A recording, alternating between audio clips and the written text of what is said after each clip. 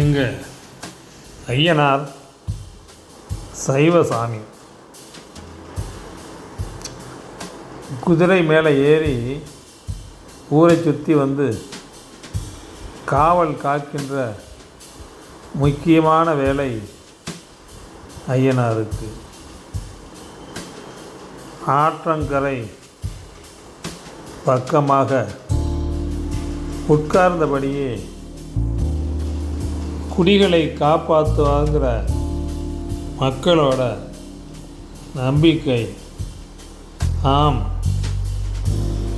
அதனால்தான் இரக்க பெருமாள் கோவில் மிகவும் சிறப்பாக பெரிய நீர்த்தேக்கத்தோடு அமைக்கப்பட்டிருக்கிறது. இது எத்தனை காலத்துக்கு முன்பு இங்கே எந்த குடி வந்தபோது அந்த ஐயனாரை கொண்டு வந்தார்கள் என்று தெரியவில்லை. மேலும் இந்த கோவிலும் என் கண்ணுக்கு தற்பொழுதுதான் தெரிகின்றது. பலமுறை நான் 4 வழிச்சாலையின் பாலத்தின் மேலே மதுரை செல்லும்போது மற்றும் மதுரையிலிருந்து பரமக்குடி வரும்போதும் பார்த்து கொண்டே சென்றிருக்கின்றேன். பெரிய பள்ளியின் பின் அமைந்திருக்கக்கூடிய அந்த அருமையான கோவிலை நாம் நேரிலே சென்று பார்க்கவோ தரிசிக்கவோ முடியவில்லையே என்று, அதற்கு வழி எங்கே இருக்கிறது என்று நான் கடந்த சில காலமாக பல நண்பர்களை கேட்டும் தெரிந்து கொள்ள முடியவில்லை. தற்பொழுது தற்செயலாக கல்வி மலையை சுற்றி வந்தபோது, ஆம், மவுண்ட் லிட்ரா என்ற ஆங்கில வழி கல்வி தரக்கூடிய கல்வி நிறுவனம், அந்த கல்வி நிறுவனத்தை சுற்றி வரும் பொழுது ஒரு சிறு பாதை தென்பட்டது. அந்த பாதை வழியே நேரே சாலை அமைத்து இந்த கோயிலுக்கு சிறப்பான வழி அமைத்திருக்கிறார்கள்.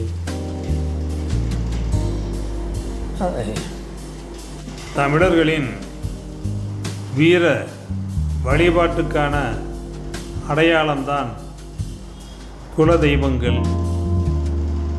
கால்நடைகளை, கண்மாய் நீரை, பெண்களை, விளைந்த பயிர்களை காக்கின்ற சண்டைகளில் உயிர் நீத்த மனிதர்கள்தான் வீர வழிபாட்டில் தெய்வங்களாகின்றனர்.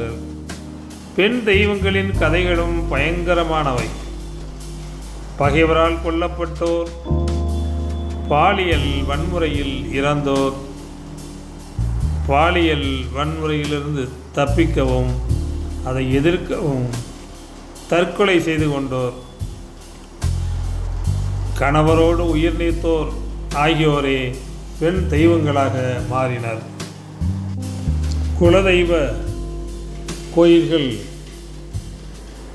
குடிகள் அதிகமாக இருந்த இடங்களில் ஆரம்பத்தில் துவக்கப்பட்டிருந்தாலும் பின்பு பல்வேறு கால சூழ்நிலைகளால் அந்த குடிகள் இடம் பெயரும்போது அவர்கள் பிடி மண் கொண்டு வந்து அவர்கள் அடுத்து குடி இருக்கக்கூடிய இடங்களில் கோயிலை உருவாக்கி அங்கே வழிபாடு செய்ய துவங்கினார்கள். அவ்வாறு ஊருக்கு சாஸ்தா, மதுரை வீரன், ஐயனார், அங்காள பரமேஸ்வரிகள் இருக்க காரணம் பிடிமண் கிளை கோயில்கள்தான். வருடத்திற்கு ஒரு முறையாவது குடிசாமியின் முன் நின்று வேண்டிக் கொண்டால்தான் என் மக்களுக்கு மனசு ஆறும். இல்லையென்றால் குடும்பத்தில் நடக்கின்ற எல்லா அசம்பாவிதங்களும் குடிசாமியின் கோபமே காரணமாக சொல்லப்படும்.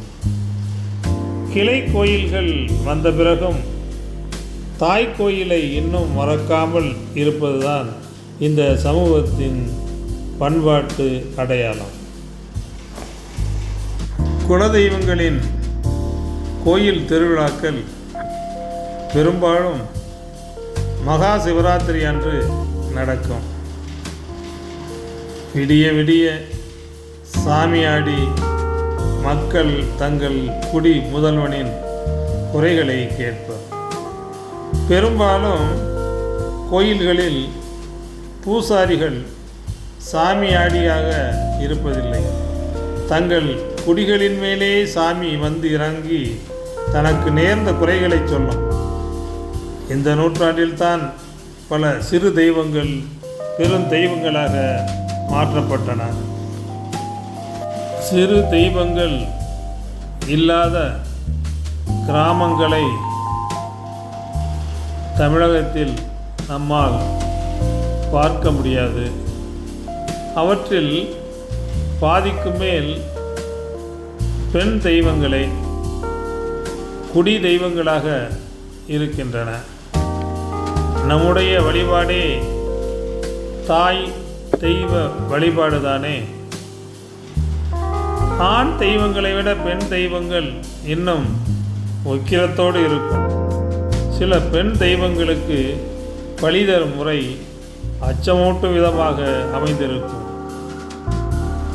நிறை சினையாக உள்ள ஒரு ஆட்டை கொண்டு வந்து பெண் தெய்வத்தின் முன் நிறுத்த வேல் போன்ற கருவியினால் அந்த ஆட்டின் வயிற்றை குத்தி கிழித்து அதன் உள்ளே இருக்கும் குட்டியை எடுத்து பல பீடத்தின் மீது வைப்பார்.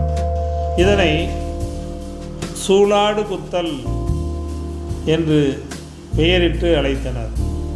சில இடங்களில் சாமியாடிகள் பலியிடப்பெறும் விலங்குகளின் இரத்தத்தை குடிப்பதுண்டு.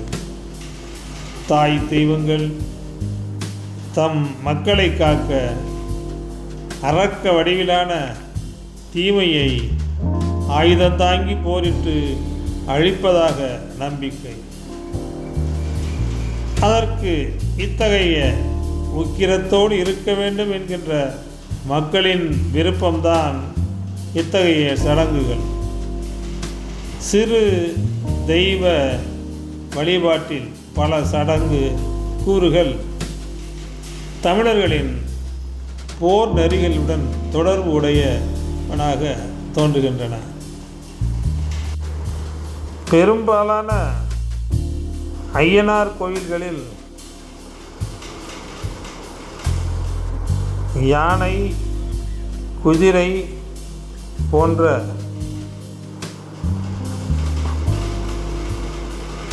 விலங்குகள் பெரிய அளவிலே சிலைகளாக நிறுத்தப்பட்டு அவை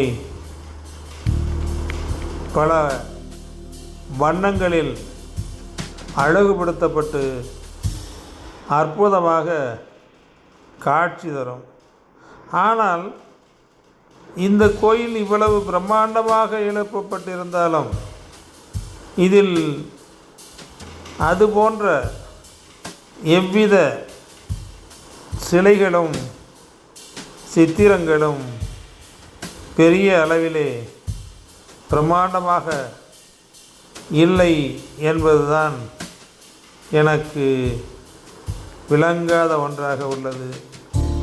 அதற்கு ஏதேனும் தனி காரணம் இருக்கக்கூடும். அதை அடுத்து இந்த கோவிலுக்குள் வந்து வழிபாடு செய்யக்கூடிய வாய்ப்பு பெறும்போது கேட்டு தெரிந்து உங்களுக்கும் கூறலாம் என்று நினைக்கின்றேன்.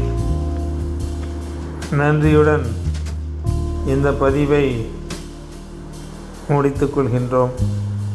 நன்றி, வணக்கம்.